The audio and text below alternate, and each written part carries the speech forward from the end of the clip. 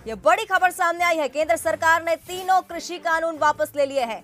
एक अच्छी खबर उन सभी किसानों के लिए, उन सभी किसान नेताओं के लिए जो लंबे समय से आंदोलन पर डटे हुए थे, कृषि कानून को वापस लेने की मांग पर अड़े हुए थे। तो ये बड़ी खबर आपको बता रहे हैं।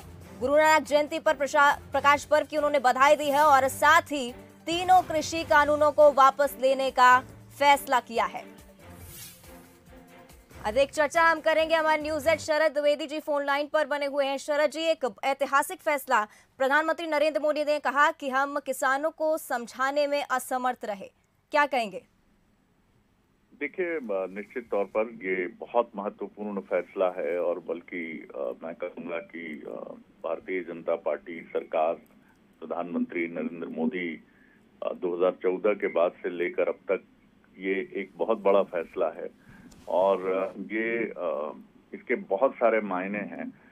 लेकिन सबसे इम्पोर्टेंट बात ये है कि सरकार ने किसानों की भावनाओं को देखा, समझा और एक ऐसे मोड़ पर आकर बातचीत खड़ी हो गई थी जहां ये बात दोनों पक्षों को बहुत साफ थी कि अब कोई इस पर समाधान या समझौते की गुंजाइश बची नहीं है। किसान प्रतिनिधि, किसान नेता इस बात पर बिल्कुल अडिग थे कि हम इस आंदोलन को तब तक खत्म नहीं करेंगे या कोई चर्चा आगे नहीं होगी जब तक आप तीनों कृषि कानून वापस नहीं लेते हैं। और सरकार धीरे धीरे उसके रवैये में नरमी तो थी और ये बात हम निरंतर देख भी रहे थे और यही वजह थी कि कई ऐसे रास्ते जो इस आंदोलन के दौरान लगातार बंद रहे, चाहे आप दिल्ली की बात करें, चाहे आप हरियाणा की बात करें या पंजाब की बात करें, वो भी धीरे धीरे खुलने की तरफ बढ़ रहे थे। लेकिन जो गतिरोध था वो गतिरोध बना हुआ था। तो हम इसको दो तीन नजरियों से देखते हैं। मुझे लगता है कि प्रधानमंत्री ने किसानों की भावनाओं का और एक लोकतांत्रिक नजरिए का सम्मान किया है। उन्होंने ये माना है कि लोकतंत्र में कई बार आपको दो कदम पीछे हटना पड़ता है जनता की भावनाओं को, और जो भी वर्ग हो, जैसे यहाँ किसान प्रमुख थे, तो किसानों को देखकर, उनकी भावनाओं को देखकर यहाँ पर अब सरकार को अड़ने का जो उसका मानस है उससे कोई उसमें लाभ नहीं है और न इसको प्रतिष्ठा का प्रश्न बनाने का कोई अर्थ है।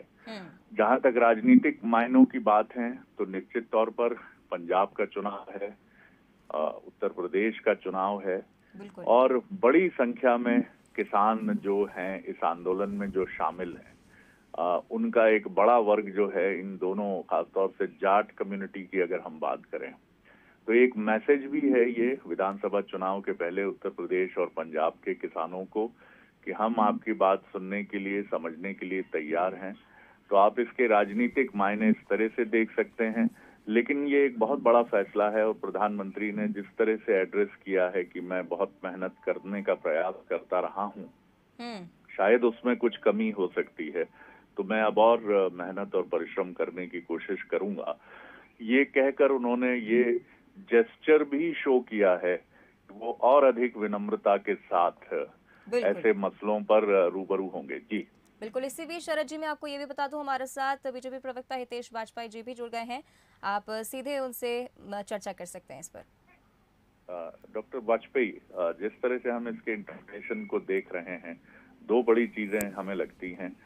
निश्चित तौर पर इसके राजनीतिक मायने ढूंढे जाएंगे और आप भी इसको लेकर बहुत स्पष्ट होते हैं, लेकिन प्रधानमंत्री ने ये बताया है कि दुनिया का सबसे बड़ा लोकतंत्र, लोकतंत्र की गरिमा और किसानों की भावनाओं का सम्मान, किस तरह देखते हैं आप इस निर्णय?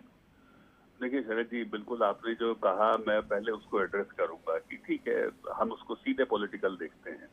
तो देश में सरकारें राजनीतिक फैसले लेने के लिए होती हैं, दल राजनीतिक फैसले लेने के लिए होते हैं और राजनीति में लोगों की भावनाओं को समझना बहुत जरूरी है।